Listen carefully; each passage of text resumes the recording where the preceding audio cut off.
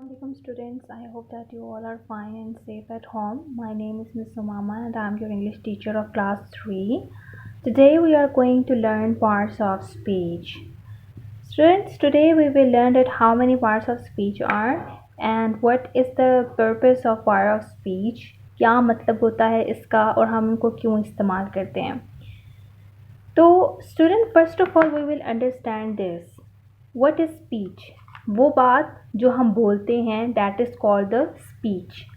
Parts हिस्से, यानी कि हमारे बोले जाने वाले लफ्ज़ों के हिस्सों के जो मायने होते हैं, यानी हम जुमले में कोई भी जो अल्फाज इस्तेमाल करते हैं, हर लफ्ज़ का अपना एक ख़ास मीनिंग होता है जो कि उस वर्ड को डिस्क्राइब करता है. तो जब हम ढेर सारे लफ्ज़ों को इकट्ठा कर कर एक सेंटेंस बनाते हैं तो उस सेंटेंस से हमें बात की सेंस समझ में आती है और उस सेंटेंस के अंदर हर वर्ड का अपना एक ख़ास मीनिंग होता है. फॉर एग्ज़ाम्पल, अगर हम बात करते हैं आई एम रीडिंग, मैं पढ़ रहा हूँ, क्या इस जुमले के अंदर ढेर सारे वर्ड हैं? Exactly. Now let's see. I am reading a book, ये आपके पास एक सेंटेंस है और इस सेंटेंस के अंदर ग्रुप ऑफ वर्ड है. आई एक अलग वर्ड है, एम अलग है, रीडिंग अलग है, ए अलग है, बुक अलग है. I am reading a book एक कंप्लीट सेंटेंस है जिससे आपको बात समझ में आ रही है कि मैं किताब पढ़ रहा हूँ.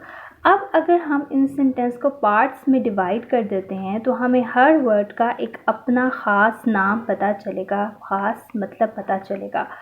आई इज़ नाउन, यानी कि कोई भी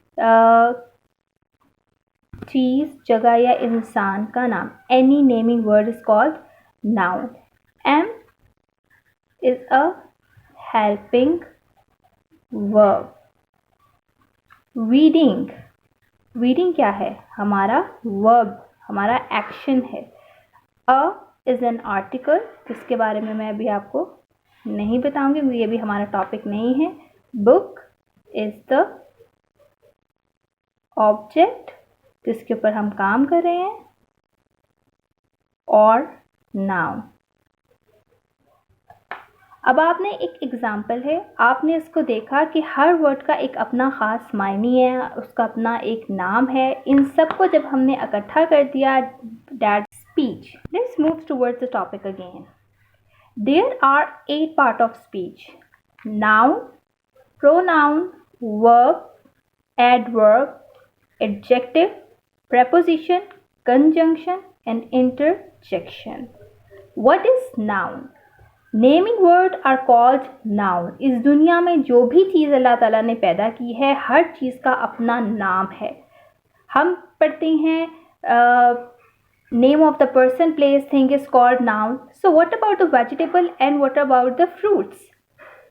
तो वो भी तो एक नाउन है, उनका भी एक नाम है. तो definition is naming words are called noun, यानी दुनिया में जितनी भी चीज़ें हैं हर चीज़ का अपना कोई नाम है. Book, pencil, chair, table, shoes, sky, moon, earth, onion, apple, हर एक का नाम है. That are called the noun. The second is the pronoun. What is pronoun? Student, जब हम कोई सेंटेंस लिखते हैं, for example Ali is a good boy, तो हमने कहा every naming word is called noun. So what is noun in this sentence? Ali और boy. अब फॉर एग्जाम्पल मैं अली के ऊपर 2 और सेंटेंस लिखना चाहती हूँ, उसकी मैं खूबी बयान करना चाहती हूँ या उसके बारे में मैं कुछ बताना चाहती हूँ. Like this: Ali is a good boy, Ali go to school, Ali is my friend. मैंने तीनों सेंटेंसेस में एक ही दफ़ा में अली कितनी दफ़ा यूज़ किया है? That make very sentence more confusion. हमें बहुत कंफ्यूज कर रहे हैं ये सेंटेंस बार बार अली का नाम लेकर. तो हमने सीखना था what are the pronoun. Noun तो हो गया any naming word are called noun. So what are the pronoun that replace the noun? For example मैंने एक दफ़ा अली का नाम यूज़ किया, दूसरी दफ़ा मैं कहती हूँ ही गो टू स्कूल. देन मैं कहती हूँ, फिर मैं अली का नाम रिप्लेस करके कहती हूँ he is my friend.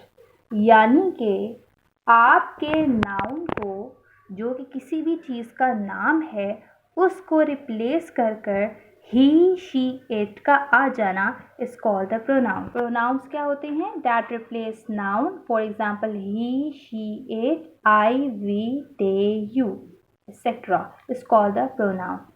Let's move toward the verb. हम सब जानते हैं कि वर्ब किसे कहते हैं? Action words are called verb. वो एक्शन जो हम परफॉर्म करते हैं, चाहे हम खाना खा रहे हैं, चाहे हम सो रहे हैं, चाहे हम खाना खा रहे हैं, चाहे हम सो रहे हैं, हम पढ़ रहे हैं, हम लिख रहे हैं या भाग रहे हैं, that all called action.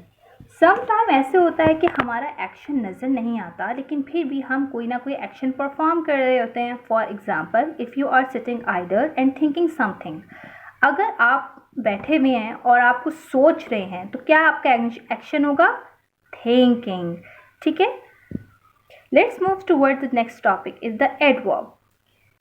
Adverb which express how, where and when action took place.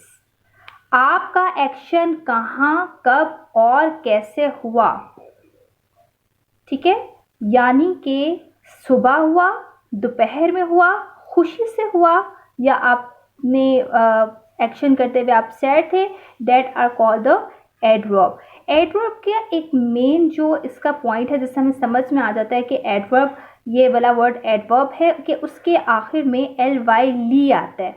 लेकिन उसके बहुत से वर्ड्स ऐसे भी हैं जिनके आखिर में एल वाई ली नहीं आता है, लेकिन वो फिर भी एडवर्ब होते हैं। तो हमें ये किस तरह समझ में आता है कि हमारा एक्शन यानी नाउन ने एक्शन कब, कहाँ और किस वक़्त किया, that is called the adverb. और इसकी मेन पॉइंट है इसको अंडरस्टैंड करने के लिए कि इसके वर्ड के आखिर में एल वाई ली आता है। Now let's move towards the adjective. किसी भी चीज़ खूबी या उसकी खामी को बयान करना, that is called the adjective. ये बहुत सिंपल, हम इसको कर लेते हैं कि एडजेक्टिव वो वर्ड्स होते हैं जो हमारे नाउन और प्रोनाउन को डिस्क्राइब करते हैं। फॉर एग्जाम्पल, मैं कहती हूँ अली। अली क्या है? नाउन। अगर मैं कहूँ Ali is a good boy, so what will be the adjective? What will be the quality of Ali? Good.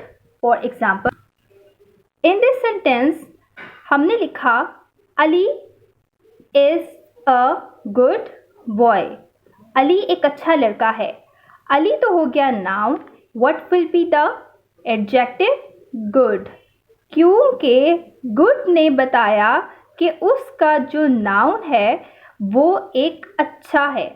ठीक है, अगर यहाँ पे लिखता कि Ali is a bad boy, तो bad will be the adjective. इसी तरह अगर कोई यहाँ आ जाए टॉल बॉय, स्मॉल गर्ल या बिग बॉल, तो ये सब क्या होंगे? एडजेक्टिव होंगे। बिग, टॉल, स्मॉल, ये सब क्या होंगे? Adjective. Let's move towards the preposition, also called the position word. यानी कि आपके नाउन ने किस पोजीशन में काम किया? टेबल पर चढ़कर काम किया, टेबल के नीचे, दरवाजे से बाहर, दरवाजे के अंदर, ऊपर काम किया या नीचे काम किया। यानी कि आपके नाउन ने अपना एक्शन करते वक्त उसकी पोजीशन क्या थी?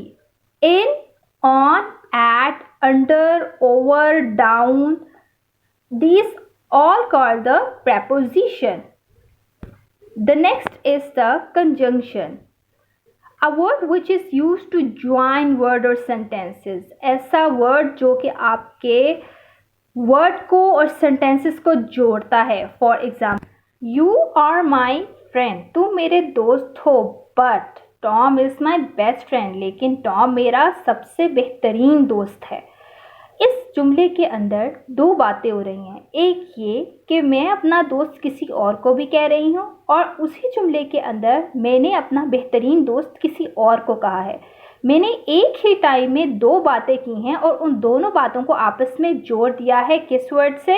कंजंक्शन से। बट तरह हमारे कंजंक्शन जो वर्ड्स हैं वो हैं बट, एंड, और, बिकॉज, एक्सेट्रा। जो आपके वर्ड्स या वर्ड्स और सेंटेंसेस को आपस में कंबाइन करते हैं, that are called the conjunctions. The last is the interjection. That what are the interjections?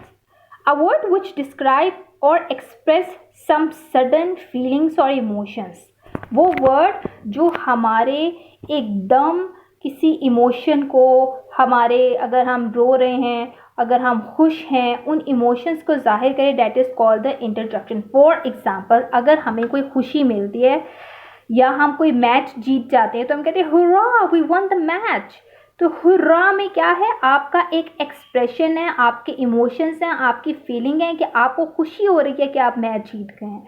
Alas, कोई परेशानी, कोई गम, ओहो ये क्या हो गया. These are called the expression words जिसके अंदर हम अपनी सडन फीलिंग्स को जाहिर करते हैं. So students, I hope that you understand these all parts of speech. So अपना ख्याल रखें और इन्हें रिवाइज ज़रूर कीजिए. I hope that you could understand the lesson. अल्लाह हाफिज़.